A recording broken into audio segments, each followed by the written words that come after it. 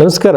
ಈ 2026ರಲ್ಲಿ ಇನ್ನು ಮೀನ ರಾಶಿಯವರಿಗೆ ಸಂಬಂಧಪಟ್ಟಂತೆ ನಡಿಬಹುದಂಥ ಘಟನೆಗಳ ಬಗ್ಗೆ ನಾವು ನೋಡೋದಾದರೆ, ತುಂಬ ಜನಕ್ಕೆ ಸರ್ ನನ್ನ ಡೇಟ್ ಆಫ್ ಬರ್ತ್ ಇಲ್ಲ, ಟೈಮ್ ಇಲ್ಲ ಅಂತ ನನ್ನ ಹೆಸರ ಮೇಲೆ ಹೇಳ್ಬೋದಾ ಸರ್ ಅಂತಾರೆ. ಆ ಥರ ದಯವಿಟ್ಟು ನೋಡಬೇಡಿ. ಯಾಕೆಂದರೆ ಮಂತ್ರೇಶ್ವರ ಫಲದೀಪಿಕಾ ಗ್ರಂಥದಲ್ಲಿ ನಿಮ್ಮ ಒಂದು ಡೇಟ್ ಆಫ್ ಬರ್ತ್ ಪ್ರಕಾರವಾಗಿ ರಾಶಿ ಫಲವನ್ನು ನೋಡಬೇಕು. ಅದಿಲ್ಲದೆ ಇದ್ದಾಗ ಬೇರೆ ದಾರಿಗಳಿದೆ. ತುಂಬ ಜನ ಏನು ಮಾಡ್ತಾರೆ, ನಷ್ಟ ಜಾತಕಂ ಅಂತ ಒಂದು ಕಾನ್ಸೆಪ್ಟ್ ಇದೆ, ಅದನ್ನು ಈಗ ಮಾತಾಡೋದು ಬೇಡ. ಹಸ್ತ ಸಾಮುದ್ರಿಕ, ಈಗ ನನ್ನ ಗುರುಗಳೊಂದು ಪುಸ್ತಕ ಕೊಟ್ಟಿದ್ರು, ಹಸ್ತ ಸಂಜೀವಿನಿ ಅಂತ, ಹಸ್ತ ಸಂಜೀವನಮೋ ಅಂತ. ಅದರಲ್ಲಿ ಮೇಧಾವಿಜಯನ ಋಷಿ ಬರೆದಿರುವಂಥ ಗ್ರಂಥದಲ್ಲಿ ನಮ್ಮ ವಯಸ್ಸಿನ ಪ್ರಕಾರವಾಗಿ ಈ ಬೆರಳುಗಳನ್ನು ಲೆಕ್ಕಾಚಾರ ಆಗ್ತಾ ಯಾವ ಸ್ಥಾನಕ್ಕೆ ನಿಮ್ಮ ವಯಸ್ಸು ಬೀಳುತ್ತೋ ಅದ್ರ ಮೇಲೆ ನಿಮ್ಮ ಫಲ ನಿರ್ಣಯ ಮಾಡುವಂಥದ್ದು ಕಾನ್ಸೆಪ್ಟ್ ಇದೆ. ಸೊ ಈ ಥರ ಹೇಳ್ಬೋದು, ಪ್ರಶ್ನೆ ಕೊಳ್ಳಿ ಮೂಲಕ ಹೇಳ್ಬೋದು, ಅಥವಾ ಹಸ್ತ ಸಾಮುದ್ರಿಕೆಯಲ್ಲಿ ನಮ್ಮ ರೇಖೆಗಳು ನೋಡಿ ಹೇಳ್ಬೋದು. ಈ ರೀತಿ ಫಲ ನಿರ್ಣಯ ಮಾಡ್ಬೋದು.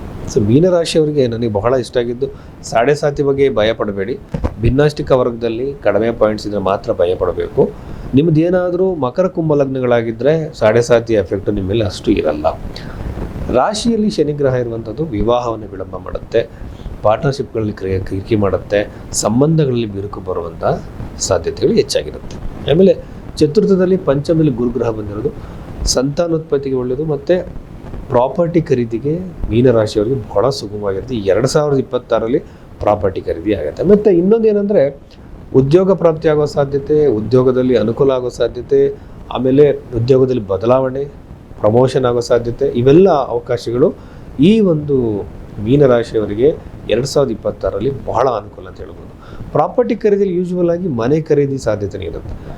ಜುಪಿಟರ್ ಅದೇ ಗುರುಗ್ರಹ 4ನೇ ಮನೆ. ಈಗ ನನ್ನ ರಿಸರ್ಚಲ್ಲಿ ಪ್ರೂವ್ ಆಗಿರೋದು ಏನಂದರೆ, ಅಲ್ಲಿ ಇದ್ದಂಥವ್ರಿಗೆ ಯೂಶ್ವಲ್ ಆಗಿ ದೊಡ್ಡ ಮನೆಯನ್ನು ಅವ್ರು ಕಟ್ಟಿಸ್ತಾರೆ, ಅಥವಾ ಅವ್ರಿಗೆ ಪಿತ್ರಾರ್ಜಿತವಾಗಿ ಸಿಗತ್ತೆ. ಬಟ್ ಬೇಜಾರಿನ ವಿಷಯ ಏನಂದರೆ, 12ನೇ ಮನೆ ರಾಹು ಹೈಯರ್ ಎಜುಕೇಷನ್ಗೆ ಹೊರಗಡೆ ಹೋಗ್ತಿರೋರಿಗೆ ಅನುಕೂಲ ಆಗ್ಬೋದು. ಜೊತೆಯಲ್ಲಿ ಹಾಸ್ಪಿಟಲ್ಗಳು, ಹಲವು ಕಿರಿಕಿರಿ, ಹೊಟ್ಟೆಗೆ ಸಂಬಂಧಪಟ್ಟಂಥ ಇಶ್ಯೂಸ್ಗಳು ಇದು ಜಾಸ್ತಿ ಆಗ್ಬೋದು. ಫಿಸಿಕಲ್ ಆ್ಯಕ್ಟಿವಿಟೀಸ್ ಮಾಡುವಂಥದ್ದು, ಪ್ರಾಣಾಯಾಮ ಮಾಡುವಂಥದ್ದು ಯಾವ ಕಾರಣಕ್ಕೂ ನೀವು ಬಿಡಬೇಡಿ. ಜೊತೆಯಲ್ಲಿ ಆಧ್ಯಾತ್ಮಿಕವಾಗಿ ಮುಂದುವರಿಯುವಂತಹ ಒಂದು ಸಾಧ್ಯತೆ ಇರುತ್ತೆ. ನನಗೆ ಬಹಳ ನೆಗೆಟಿವ್ ಅನ್ನಿಸ್ತಿರೋದು, ವಿವಾಹ ಕೆಲವರು ತುಂಬ ಹತ್ರಕ್ಕೆ ಬಂದು ಕ್ಯಾನ್ಸಲ್ ಆಗುವಂಥದ್ದೆಲ್ಲ ಆಗ್ತಿರುತ್ತೆ. ಇಂಥದಕ್ಕೆಲ್ಲ ಭಾಳ ಸರಳವಾಗಿರೋ ಪರಿಹಾರಗಳಿದೆ.